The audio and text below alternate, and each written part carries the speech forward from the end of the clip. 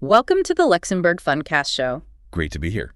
Today, we're taking a deep dive into navigating the cross-border distribution of funds framework, the CBDF, and also the related guidings from the CSSF right here in Luxembourg. That's right. It's a pretty significant topic to the industry. Absolutely. So for you, our listener, this means we're going to really unpack the EU's CBDF package and how it's actually been implemented here in Luxembourg. Our goal is really to give you a clear picture of the practical side of things, especially if you're working in, law, finance, corporate governance, or compliance. Think of it as maybe a shortcut to understanding the key bits. Exactly.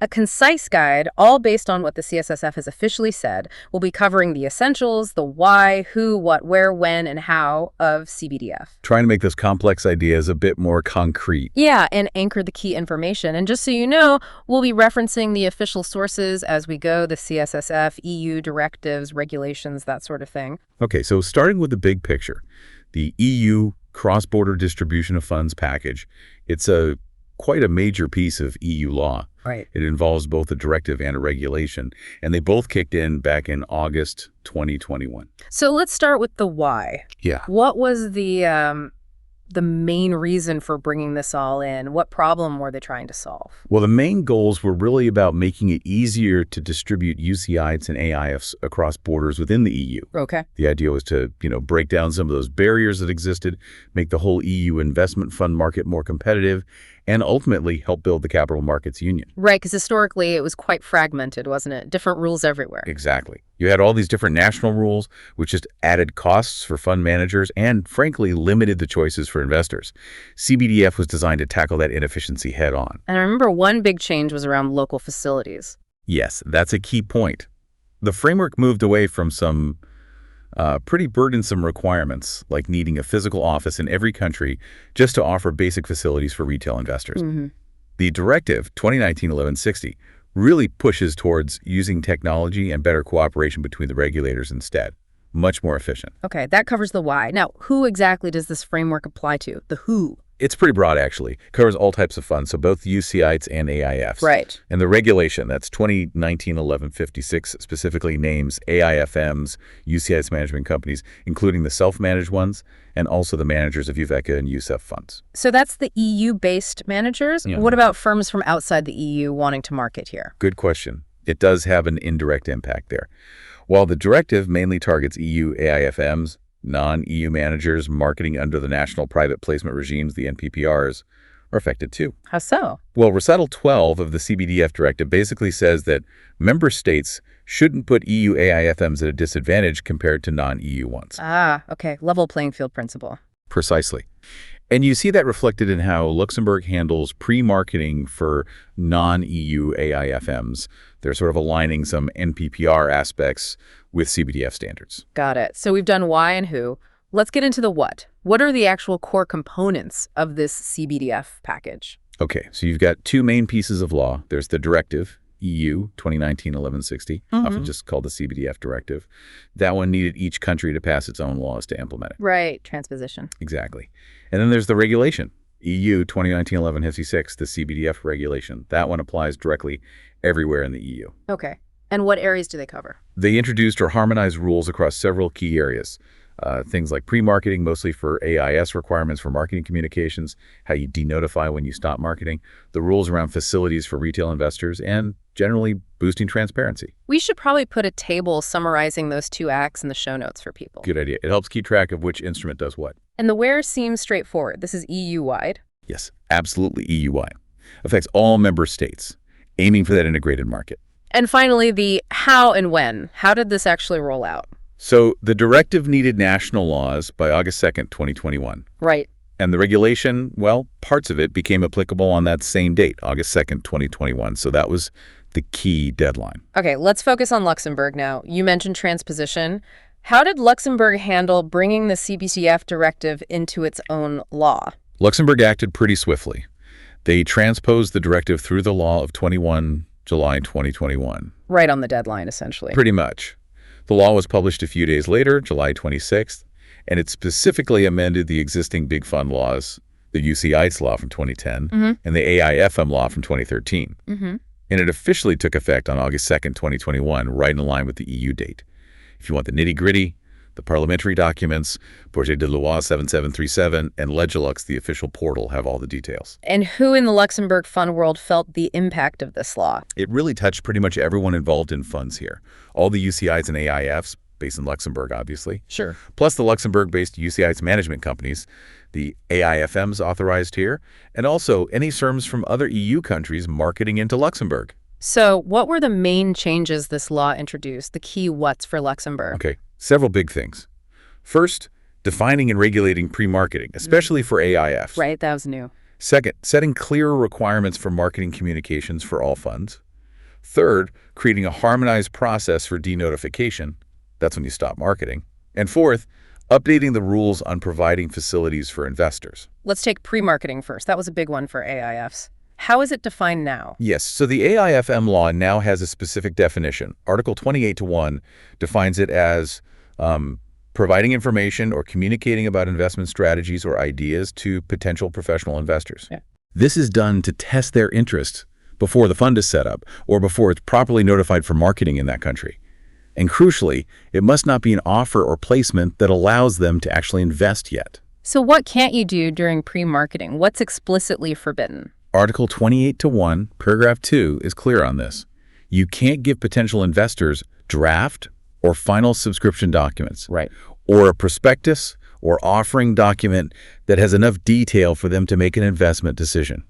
If you do provide draft documents, they absolutely must state they're not an offer, that the info isn't final, it's incomplete, subject to change, all those caveats. And there's a notification requirement too, right? You have to tell the CSSF. Yes. If you're a Luxembourg AIFM, you need to send an informal letter, the pre-marketing notification letter, to the CSSF within 2 weeks of starting pre-marketing. Okay, what goes in that letter? It needs to detail which EU countries you're pre-marketing in, a brief description of what you're doing, like the strategy, and which AIFs or compartments it relates to.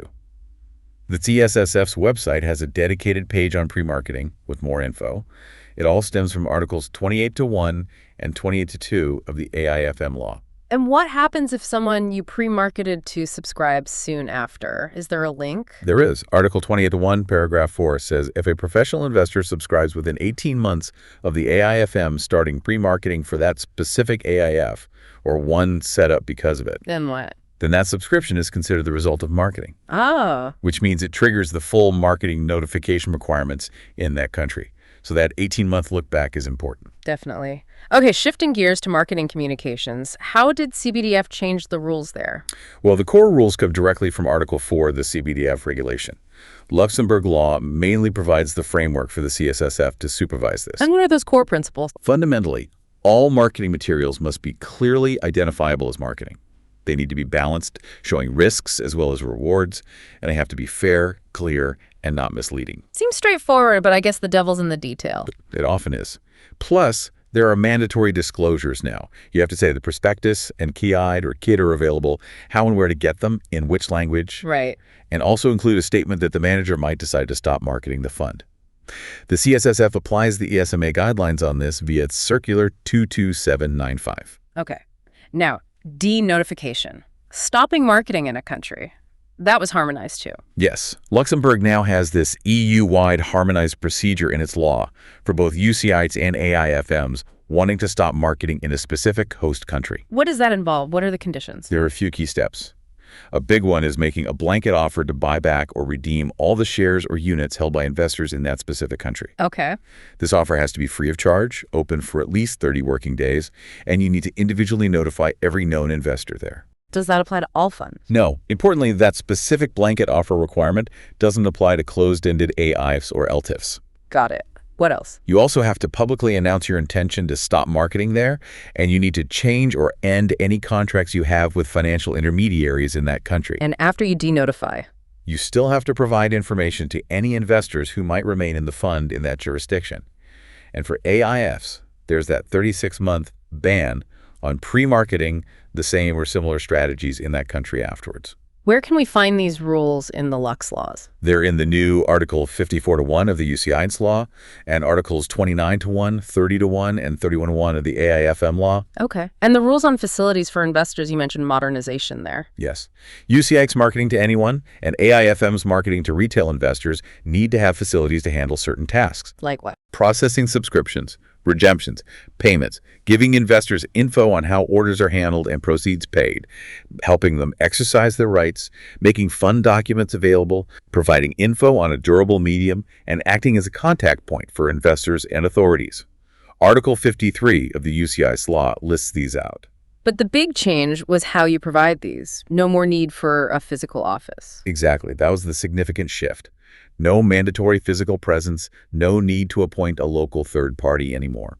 So how can they be provided? Electronically, or through other distance communication methods, as long as it's available in the required languages of the host country, or, interestingly, in a language customary in international finance. That must simplify things quite a bit. It certainly reduces cost and complexity. And it seems like the CSSF's role expanded, too, acting as more of a central point. That's right.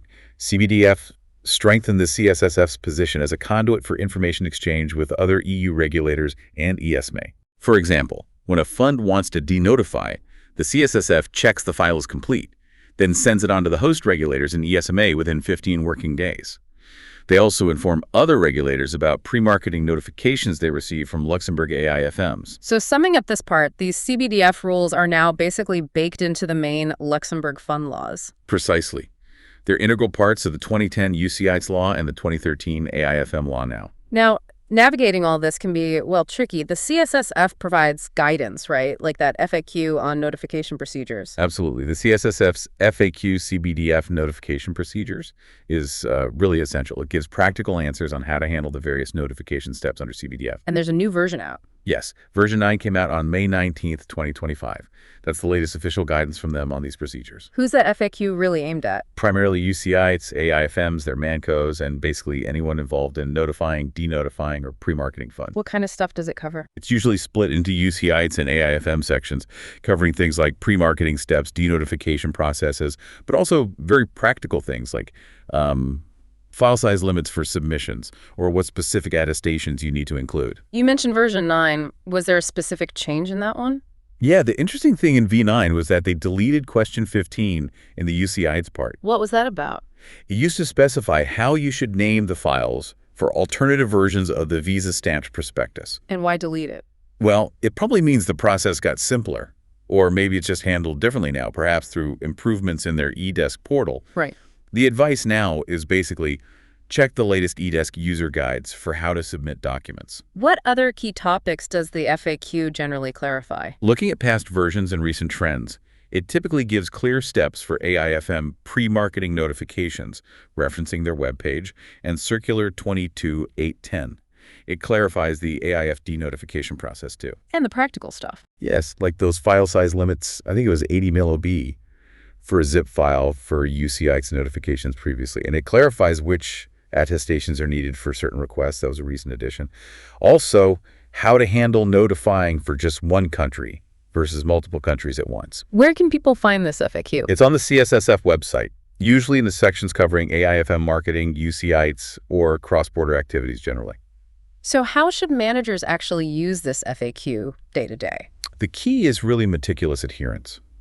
Follow the procedures exactly as described, use the right forms like the specific pre-marketing notification letter templates, submit everything through the right channel, which is mostly the eDesk portal now, and pay close attention to the deadlines and file specifications. Because it gets updated, V9 isn't the first that you really have to keep checking back to make sure you're following the latest guidance. Compliance depends on it. Okay, let's dig into some of those key operational areas in a bit more detail. Pre-marketing first. Operationally, what's the crunch? Operationally, pre-marketing is really a tool, right? To test the waters with professional investors before you commit to launching or notifying a fund. Saves potentially wasted effort and cost. And it's mainly EU AIFMs, but Luxembourg allows it for non-EU AIFMs too. Yes, targeting professional investors within Luxembourg. The absolute key is making sure what you provide stays informational strategies, ideas, and isn't an actual offer they can act on. So no subscription forms? Definitely not. No documents that would let them subscribe. Any drafts need massive disclaimers. Not an offer. Incomplete. Subject to change. Standard stuff, but critical here. Oh, where can you do it? Any EU member state, but you must tell your home regulator first. Which for Lux AIFMs means telling the CSF. Within 2 weeks of starting, using that pre-marketing notification letter, CSSF templates are available, as mentioned in Circular 2028-10 and on their webpage. Your home regulator then tells the other relevant regulators. So documentation is key. Careful drafting, clear disclaimers, good record keeping. Absolutely. And don't forget that 18-month rule we talked about. Right, the link to subsequent subscriptions. Okay, what about marketing communications, compliance, and practice? The core principle is fairness and clarity for investors, making sure they get information that's, fair, clear, not misleading, to make informed choices. It's about investor protection. And who's responsible? The UCITS Manco, or the AIFM. Even if you use third-party distributors, the IFM is ultimately on the hook for compliance. And the practical steps. First, clearly label everything as marketing communication. The CSSF really wants that to be prominent. Okay. Second, balance risks and rewards. Don't just highlight the potential upside. Third, ensure consistency with the legal documents prospectus, KII KID. The CSSF found weaknesses here in a review. Inconsistencies. Yeah, marketing materials saying slightly different things than the official docs. Also, communications not always being fair or clear, or maybe not suitable for the intended audience. And the mandatory disclosures we mentioned earlier. Prospectus guide availability, how-where language, and the potential termination statement. Those must be in there. Compliance means following the CBDF Regulation Article 4, the ESMA guidelines, and CSSF Circular 22795. So it probably means a big review of all existing materials for many firms. Very likely. Websites, fact sheets, presentations, social media posts, everything needs checking. Adding disclaimers, ensuring balance, checking consistency, it's a significant task. Right. Now, denotification, the practical process. Okay, so you want to stop marketing in, say, France. You need that harmonized EU procedure. For UCIs or AIFMs? Yes. You need to meet the conditions, that blanket offer to redeem, unless it's a closed-end AIFLTIF. Free of charge, 30 working days, individual notice. Plus the public announcement and dealing with intermediaries. Exactly, and keeping info flowing to remaining investors. And for AIFs, that 36-month pre-marketing freeze afterwards in that specific country. How does it work procedurally? You submit the denotification request to your home regulator, the CSSF, for Luxembourg funds. They check it's complete and then forward it to the host regulator, and ESMA. Circular 2028-10 covers this. What do you typically submit to the CSSF? Electronically, usually the blanket offer docs, proof of the public announcement, copies of the notices sent to investors, evidence you sorted out the intermediary contracts. So again, documentation is key. Offer docs, notices, potentially amended distribution agreements. Absolutely, requires careful preparation. And the investor facilities, the practical side of the modern approach. The main thing is ensuring investors still get those essential services, even without a local physical office. Remember, this is for UCIs targeting anyone and AIFMs targeting retail. So processing orders, getting info, accessing documents, contact point. All those things listed in Article 53 of the UCIs law. The practical shift is how you deliver it. Electronically or distance communication? Yes, in the right language. The prospectus and investor communications need to clearly explain how investors access these facilities now. So while it cuts costs, the pressure is on to make sure the electronic systems are robust and reliable. Definitely. You remove the physical safety net, you need strong digital ones, and regulators will likely check that these electronic facilities actually work well for investors. Makes sense. Lastly, the practicalities of costs and timelines. What should managers budget for and track?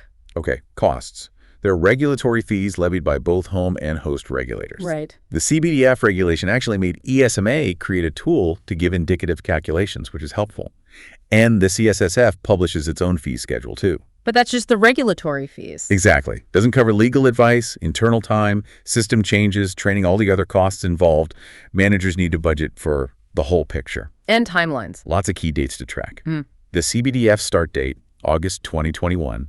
The 2-week deadline for pre-marketing notifications, the 30-day offer period for denotification, plus the CSSF's 15-day processing time, the ESMA's marketing guidelines in Feb 2022. More recently, those CSSF EDISC API updates in November 2024, the new EU notification rules from July 2024. And looking ahead. The EU Commission evaluation's due in 2025. It's constantly moving. So how should firms manage this? Strong internal processes are vital. Tracking deadlines, budgeting accurately, being aware that things will change the CSSF guidance, the EDISC requirements, it needs constant monitoring. Proactive management is key. All these changes clearly flow through to the documentation. What's the overall impact there? You're right. The core CBDF principles, linking marketing to legal docs, pre-marketing rules, de-notification info, describing investor facilities, ensuring consistency, all demand changes to various documents. Which one specifically? Well, definitely the prospectus, the KI'd or a KID, all marketing materials, obviously. Distribution agreements often need tweaking, website disclosures, maybe even the fund's constitutional documents in some cases. It's a wide range. Yes. Think prospectuses, KI'ds, KIDs, all marketing comms, annual reports potentially, subscription forms, distribution agreements, internal policies. It touches a lot. We could include a checklist table in the show notes for this too. Good idea. What about tax? Did CBDF change anything on the tax front for cross-border distribution? That's an important clarification. CBDF is really focused on the regulatory side, not tax directly. So tax rules haven't changed because of CBDF? No. Taxation still follows national laws and the tax treaties between countries. That's separate. You might hear about other tax things like that CSSF communication on simplified liquidations or the VAT ruling on director fees, but those aren't linked to the CBDF framework itself. So, bottom line, CBDF didn't introduce new tax burdens or reliefs for cross-border marketing. Correct. It's purely regulatory harmonization in that sense. Okay. And looking at recent and upcoming developments, the regulatory landscape never stands still. What's new? Well, those CSSF eDesk and API updates from November 2024 are quite significant operationally. What did they involve? New info needed, like the predominant AIF type specific contact points. The eDesk user guide got updated, the JSON schema adapted. It reflects that move towards more data-driven supervision. Plus, those new EU rules for cross-border notifications from July 2024 meant updated CSSF templates and new email protocols with auto-generated attestations. So firms really need their systems aligned with the CSSF's digital push. Absolutely. The direction of travel is clear. More data, more digital submissions. And at the EU level? ESMA is expected to report on marketing communication sometime in 2025. And the European Commission is reviewing the CBDF regulation and direct to this. Those reports are also due in 2025. Anything else on the horizon? Well, AIFMD2 implementation is ongoing national laws due by April 2026. We need to keep an eye on how that might interact with distribution rules. And contextually, things like the new ESMA guidelines on ESG fund names, which CSSF adopted via Circular 24863, and ESMA's early work on AI, they all form part of this evolving picture. So the trend is definitely towards more sophisticated, data-heavy supervision. Yes, with high expectations for the quality of digital data submitted. Investing in tech and robust internal processes isn't just nice to have anymore, it's essential for efficient compliance. Any issues with technical requirements or data quality could definitely attract more regulatory scrutiny. This has been a really comprehensive look at CBDF in Luxembourg. Quite a lot to take in. It is. But the core idea really is about creating that single market while still protecting investors. CBDF harmonized key areas: pre-marketing, marketing rules, de-notification, investor facilities, making things hopefully a bit smoother cross-border. And the CSSF is clearly active, updating guidance like that FAQ V9 shows. So staying vigilant, understanding the procedures, it's crucial for anyone distributing funds cross-border from or into Luxembourg. Definitely a space to watch closely. Thanks for walking us through all that. My pleasure. This podcast contains content generated or significantly edited using artificial intelligence tools. All information is provided for general informational purposes only and reflects knowledge available at the time of publication. It does not constitute financial, investment, or legal advice. We recommend that listeners verify the information independently and consult with qualified professionals for personalized advice. Hit that like and subscribe button. It was the Luxembourg Fundcast podcast for you today.